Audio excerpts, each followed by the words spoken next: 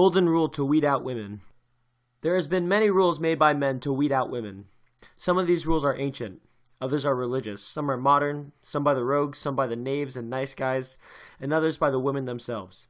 The biggest rule appears that traditional women are best, and feminists to skanks are the worst. Feminists and skanks understand men think this way too, which is why they end up going to church single groups and begin saying, "Oh, I want to stay at home and have lots of babies."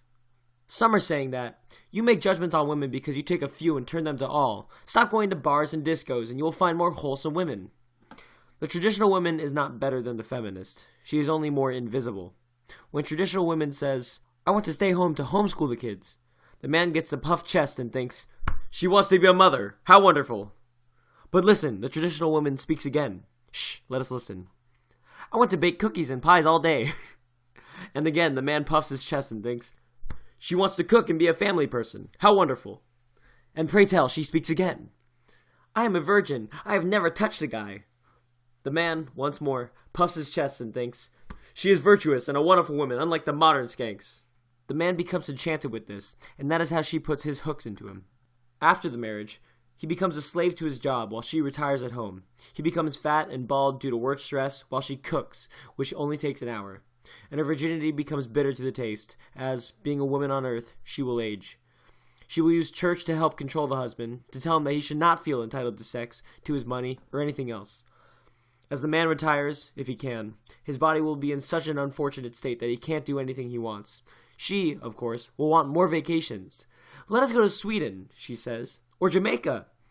In fact, at this point in his life, the man is so conditioned to working that even with failing organs and all, he feels guilty if he cannot work. He is a used-up financial slave.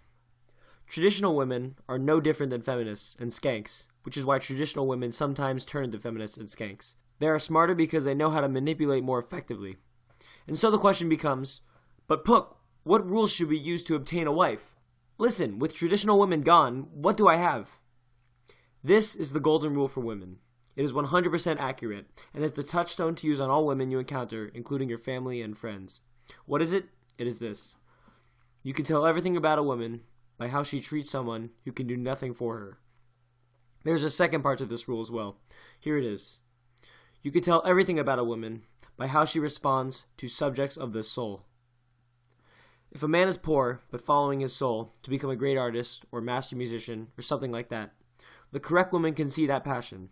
The incorrect woman will see only materialism and shallowism. Shallowism as in the guy's muscles and buffness. I have witnessed one traditional woman, so high on herself, no marry until she was 35, because she was so superior to us poor males. And then it was to a cop, to openly plot, moving the cop's body around, should he die, so she makes a fortune if it is considered he dies on duty. Does this sound like the type of women you want? Many men can't do anything for women. This is why many women attack them.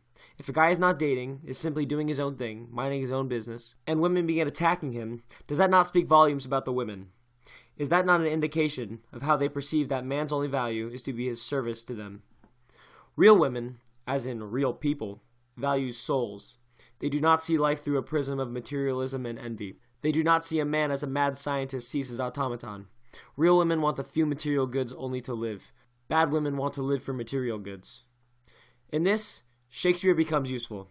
The constant theme in Shakespeare is between appearance and reality. Below the innocent flower lies a snake, as Shakespeare said. The traditional and wonderful woman, like Katarine's sister in Taming of the Shrew, everyone loved, but she ended up being a horrible wife. But Katarine ended up becoming the best wife. Was it because her husband tamed her? No, they tamed each other. But Katarine's lashing out at women proved that she was a cross child, starved for love. Women who whisper sweet honey and goodness are often foul inside. Sometimes, foul actions come from a foul mind, but you have to see through appearance and reality. Many of the MGTOW who speak poorly of women are like Benedict, of Much Ado About Nothing. They have been betrayed by women and are actually interested in love. But women, not knowing the difference between appearance and reality, will think the sex sport player is the best while the MGTOW is the worst, where it is the exact opposite. Women's actions speak louder than words, and seeing through appearance and reality is the perception to master to accurately judge women.